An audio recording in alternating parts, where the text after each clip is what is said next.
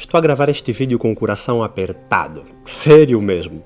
A conversa de hoje ela é direta e é necessária. Tudo porque uma pessoa veio ter comigo e me disse que o casamento dela está a terminar porque o marido decidiu ir embora. Motivo?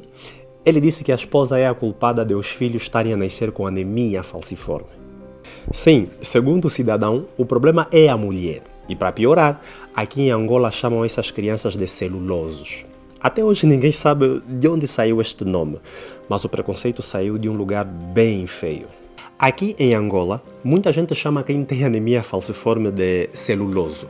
Mas deixa eu te dizer uma coisa aí que fique bem claro. Isso não é nome da doença, isso não explica nada e, pelo contrário, só serve para criar preconceito. A anemia falciforme, também chamada de drepanocitose, é uma doença do sangue. A pessoa já nasce com ela, não é feitiço, não é castigo e uma coisa muito importante, não é culpa da mãe sozinha. Na anemia falciforme, as células do sangue que deviam ser redondas e fortes ficam tortas e em forma de foice. Aí o sangue não circula muito bem, isso gera dor, gera cansaço e torna o doente muito suscetível a contrair infecções. Voltando lá na questão da culpa, se tivéssemos que encontrar um culpado pelo filho ou filha nascer com anemia falciforme, temos que culpar os dois, o pai e a mãe, o marido e a esposa. Grave bem isso, não apenas um, mas ambos. O casal até pode parecer saudável, andar bem, trabalhar, não sentir nada, e mesmo assim eles carregam o gene da doença escondido no corpo deles. Abandonar uma mulher porque o filho nasceu com anemia falciforme é falta de informação. E vou dizer mais, é covardia até, né? Se fosse para apontar o dedo tinha que ser apontado para os dois lados. Vem comigo para a tela do meu computador para eu te contar o básico de genética para depois entenderes como os genes da anemia falciforme são passados de pais para filhos. Vem comigo aqui e vamos começar aqui a desenhar. Primeiro, é importante saberes que cada característica que nós temos é determinada por dois genes. E quem nos ensinou isso foi um sujeito chamado Gregor Mendel, lá em 1866. Vamos traduzir isso. Primeiro eu quero que você entenda que a nossa forma de andar, a forma de olhar, a cor dos olhos, a nossa altura, o nosso sangue e todas as outras características corporais são formadas por dois genes. Um que veio do pai e o outro que veio da mãe. Tá, mas é importante que saibas que não é bem assim, né? É que, na verdade, essas características são determinadas por múltiplos genes. Porém, eu preciso que entendas desse jeito para facilitar a compreensão, né, para onde eu quero chegar. É por isso que eu vou dar um exemplo bem grosseiro aqui, né, para que todos entendam o fundamento básico da transmissão das características hereditárias. E para que a minha amiga doutora Maria Alguete não analise este vídeo lá na Ngango, deixa explicar algo aqui, né? Assim como as características que citei lá acima, não existe um único gene que determina o rosto, né? A cara da pessoa. A determinação do rosto ela é poligênica, ou seja, muitos genes se envolvem para a determinação do rosto de uma pessoa. Porém, eu vou exemplificar aqui como se todo o rosto fosse determinado por um único gene, para facilitar o entendimento principalmente daquelas pessoas que não são da área da saúde. Vamos ao exemplo. Quando meu pai e a minha mãe decidiram me fazer existir, chegou um momento que eu tinha que se formar a minha cara, o meu rosto. E tal como Gregor Mendel nos ensinou, cada característica é determinada por dois genes. Nessa hora, veio um gene do meu pai para participar da formação da minha cara, tal como veio um gene da minha mãe também para participar da formação da minha cara, né? Porque, pronto, se a cara é uma característica, ela tem que ser determinada por dois genes. Então, nessa hora, temos um gene que veio da minha mãe, um gene que veio do meu pai para a formação do rosto. Já agora, para que você saiba, de todas as características que eu tenho, embora não literalmente, mas pode-se dizer que eu sou geneticamente metade meu pai e geneticamente metade minha mãe, porque afinal de contas, né, eu sou constituído por 46 cromossomos e 23 vieram necessariamente do meu pai, outros 23 vieram da minha mãe. Por isso, quando muitas das nossas culturas dizem que o filho é mais da família do homem que da família da mulher, ou o filho é mais da família da mulher que da família do homem. Essa afirmação é, na verdade, um tiro no peito da genética humana. Enfim, voltamos para a história de como, né, a minha cara foi formada. Houve uma discussão entre os dois genes, né? O gene da minha mãe dizia, meu filho tem que ter a minha cara, né? O gene do meu pai também dizia, o meu filho tem que ter a minha cara. Foram discutindo, foram gritando um com os outros, puxa, puxa daqui, meu filho tem que ter a minha cara, meu filho tem que ter a minha cara. E, para surpresa de todos, quando eu nasci, adivinhem com a cara de quem eu nasci. Produtor, coloque na tela a cara do meu pai e a cara da minha mãe. Eu acho que você entendeu. Como eu nasci com a cara da minha mãe, em genética, esse gene vai ser chamado de gene dominante e ele vai ser representado assim, um A maiúsculo. E o gene do meu pai, que não se expressou em mim, vai ser chamado de gene recessivo e esse gene recessivo vai ser representado assim. O gene da minha mãe que se manifestou em mim é o dominante e o gene do meu pai que não se manifestou em mim é chamado de gene recessivo. Detalhe, apesar de eu não manifestar o gene do meu pai, esse gene ainda está guardado em mim, né? Isso é muito importante. Está no meu corpo, está comigo, faz parte do meu conjunto de informações genéticas, faz parte do meu DNA. Vamos agora usar essa informação, né, para entendermos aqui o que acontece na anemia falciforme. Eu falei lá atrás que para uma criança nascer com anemia falciforme, o pai e a mãe têm que carregar o gene da doença, né? Lembra? Vamos supor que temos um casal que não tem a doença, um homem e uma mulher que não têm a doença, mas quando foram reproduzir, quando foram fazer filho, este filho nasceu doente. O que aconteceu?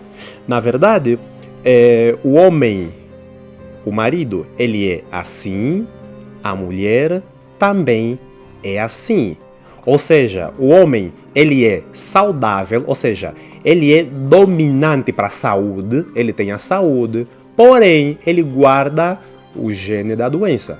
O mesmo com a esposa, nesse caso. Ela é saudável, né? Ela tem o gene dominante para a saúde, vamos dizer assim. Cara, isso não existe, eu estou a inventar agora. Ela tem o gene dominante para a saúde, porém, está guardado nela o gene da doença, né? Ela é saudável por quê? Porque o gene saudável é dominante e o gene da doença é recessivo. Lembra lá no exemplo que eu dei lá atrás da minha cara? Como o gene da saúde é dominante, ela demonstra a saúde e inibiu e guardou com ela, nas suas informações genéticas, o gene da doença. O que acontece com a mulher, você pode perceber que é o mesmo que acontece com o homem. Agora, por que estes dois, sendo saudáveis, carregando o gene da doença, têm possibilidade ou dão à luz, né, boa parte das vezes, a filhos doentes? Olha só, se a gente desenhar aqui um quadro, vou desenhar aqui um quadro que em genética a gente chama de quadrinho de Pineta. Cara, isso está torto, mas eu acho que você vai entender. Vamos desenhar aqui um quadro. Vamos desenhar aqui. E foi. Olha só, o homem é este.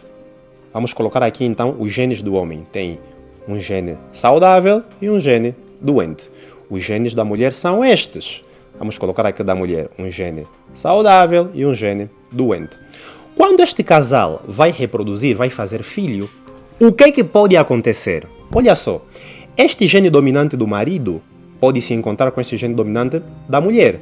Vão fazer um filho que é 100% saudável e que não carrega o gene da doença. Este gene saudável do marido, o dominante, pode se encontrar com esse gene defeituoso ou doente da mulher. Então vão fazer um filho que é saudável, porém que carrega o gene da doença, tal como o pai, tal como a mãe. Agora, este gene doente do pai pode se encontrar com este gene saudável da mãe. Então vão formar um filho que é saudável, porém que carrega o gene da doença, né? Claro, vão formar assim mesmo, um filho saudável que carrega o gene da doença. Agora, se esse gene defeituoso do pai, este gene doente do pai, se encontrar com este gene doente da mãe, vão fazer um filho que é doente. Por isso, em genética, a gente fala que este casal tem as chances, né? Tem a probabilidade de 1/4 ou 25% de chances de terem um filho doente. Este casal também tem, olha aqui, né? Vamos pegar estes dois aqui.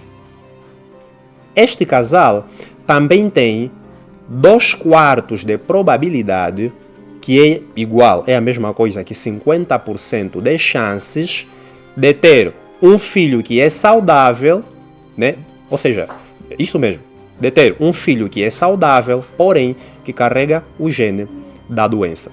Este casal tem ainda, aqui, me acompanhe? Boa. Este casal tem ainda 1/4 de probabilidade, que é igual a basicamente 25% de chances, né? Aqui, 25% de chances de ter um filho que é saudável e que não carrega o gene da doença. Por isso é que esses casais, né, dentre os filhos que eles têm filhos que são doentes e filhos que são saudáveis. Doentes por quê? Porque esse casal tem 25% de chances de terem filhos doentes, tem 25% de chances de terem filhos 100% saudáveis e que não carregam o gene da doença. Esse casal também tem a chance de 50%, né, de ter um filho que é saudável, porém que carrega o gene da doença. Agora vamos supor que temos um marido 100% saudável e uma esposa que é doente, que tem anemia falciforme. Pessoal, mulheres que são doentes, que têm a doença, elas podem ter filhos. Então agora vamos simular isso. Vamos simular um marido 100% saudável e uma mulher 100% doente. Então como é que seria? Nosso quadrinho, que você já sabe, né? Aqui, vai lá, aqui, foi. Boa. Se temos o marido 100% saudável, é porque ele é assim. Se temos a mulher 100% doente, é porque ela é assim. Qual é a possibilidade que esse casal tem de ter um filho doente? Olha só, este quando cruzar com este, vai ser assim. Este com este, vai ser assim. Este com este, vai ser assim. Este com este, vai ser assim. Ou seja, ainda que a gente tenha uma mulher 100% doente, desde que o homem seja saudável, este casal nunca vai ter filho doente. Todos os filhos serão assim. Todos os filhos serão saudáveis, carregando o gene da doença. Então, se eu exemplifiquei com uma mulher que é doente e o marido é saudável, eles não têm possibilidade de ter um filho assim, doente. Imagine se o homem for saudável e a mulher for saudável carregando o gene. É claro que não tem possibilidade de ter um filho que seja doente, porque aqui seria assim. Vamos aqui desenhar rapidão, né? Aqui seria assim, mais ou menos. Olha só. Teríamos o quê? Teríamos homem 100% saudável e a mulher que é saudável, porém carrega o gene da doença. Seria o quê? Teriam este com este, teriam um filho assim, 100% saudável, que não carrega o gene da doença. Este com este, teriam um filho 100% saudável e que não carrega o gene da doença. Este com este, teriam um filho saudável que carrega o gene da doença. Este com este, teriam um filho saudável que carrega o gene da doença. Ou seja, desde que o homem seja 100% saudável, não há nenhuma possibilidade de esse casal ter um filho doente. Por isso é que quando nasce um bebê falciforme, significa que o homem deu um gene, a mulher deu um gene. Do ponto de vista genético, a anemia falciforme ela é prima, né, do albinismo, por exemplo. As duas doenças, alguns tipos de albinismo, o mais comum que a gente vê, as duas doenças elas são autossômicas recessivas, ou seja, para que nasça um bebê doente, esse bebê tem que ser autossômico recessivo. Só quem é da área da saúde vai ter ideia do que eu estou a falar aqui, né? Não tenho como desdobrar isso, senão vamos levar muito tempo. Mas o que eu quero que você saiba é, eu não tenho nenhum gene para o albinismo. Se eu for fazer filho com uma mulher albina, nós nunca teremos filhos albinos, nunca. Por quê? Porque eu sou 100% dominante. Eu precisava ter um gene recessivo para quando se encontrar com um outro gene recessivo da minha suposta esposa albina, dessa forma a gente teria um filho que nasceria albino. Se eu for 100% normal, como eu sou para o albinismo, pessoal, já fiz esse teste, tá? Eu sei que sou 100% saudável para o albinismo. Se eu sou 100% saudável para o albinismo, mesmo que eu faça filho com uma mulher albina, nós nunca teremos um filho Albino, este é o teatro da genética humana. Eu tenho uma leve sensação de que você me entendeu. É por isso que acusar uma mulher de estar a pintar os filhos com a doença é falta de conhecimento. Ademais a isso, quem tem anemia falciforme pode estudar, pode trabalhar, enfim, pode viver, desde que tenha acompanhamento, cuidado e respeito. Conselho para os jovens que não casaram ainda e que não têm ainda filho.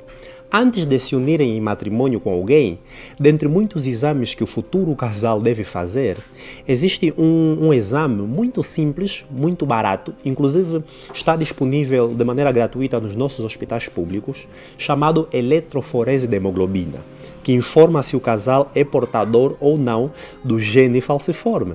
Este exame sozinho já evita 90% das confusões. Como diz uma médica que conheço, antes de se casarem, façam um teste de falciformação. As crianças agradecem.